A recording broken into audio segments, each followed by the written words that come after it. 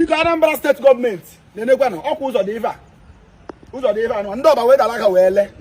Ụzọ ndị mmadụ si aga. Ụzọ anọgo for years. And ndị niile nọ ya kịta awalgota n'ilu ya mmiri na-ezosi na-agbasi na be ha because na afọzụ ụzọ mmiri afọzụ ụzọ o si eme gịnị o si aga. Anyị eje na local gọọmenti bịa maakị sarịkọ ndị a niile maakị ama ilu maakị azụ faịn iwu na ewepụ ife a. Anyị chebe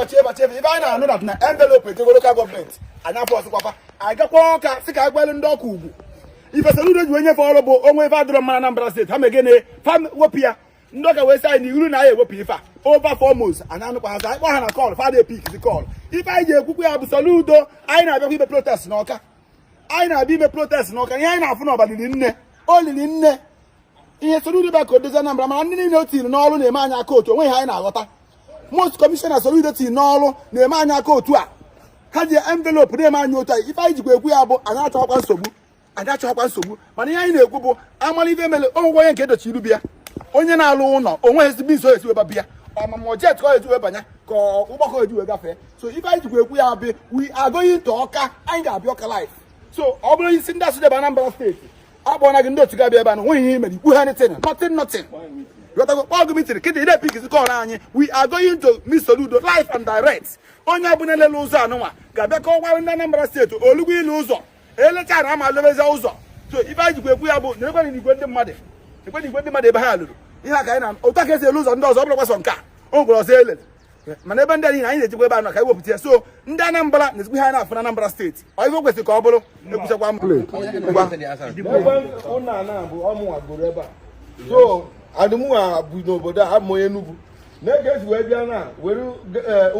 foundation gwachite iru geeti ebe mmadụ ebe ntị abanye na so ọ bụte na mbụ moto na-aga nga ba nzukọ ebe a naghị ekpochikwu ya ka anyị na-akpọ ha naghị ekpochi edechiri iru geeti ngeche mapụzikwa ọzọ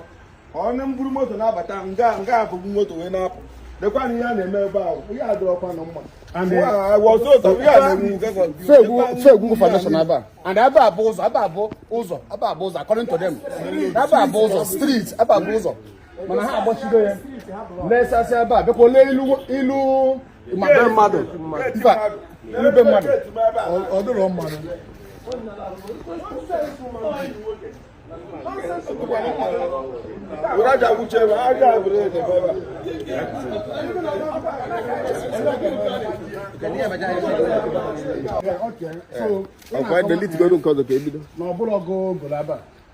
mba ọ bụrụ ọkwa m go ka m ga-esi wee go ngoro ebe a mgbache geeti ebe m ga-esi awa na-abanye dị na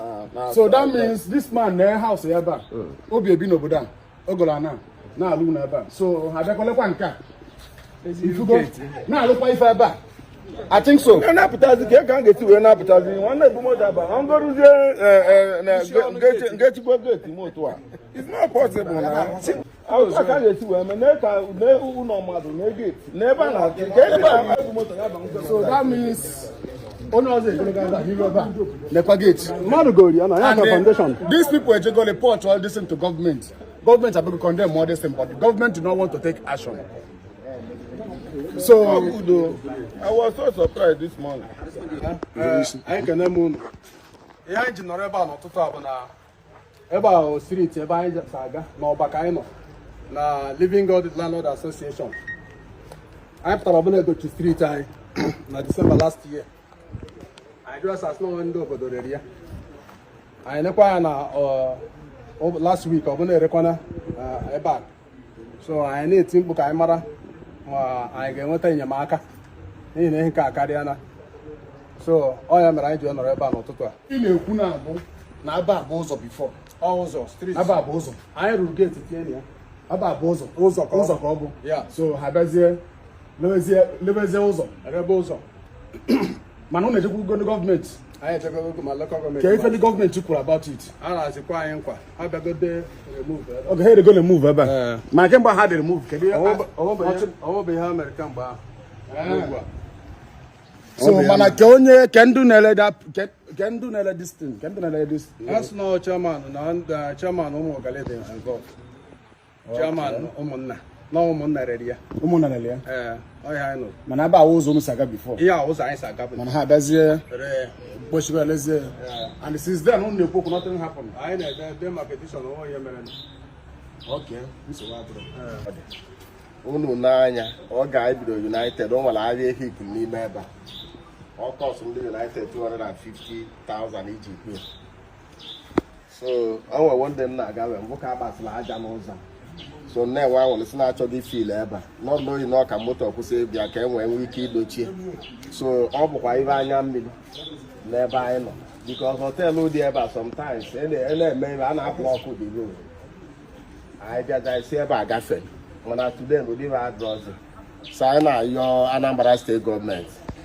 ka ha bịa nye aka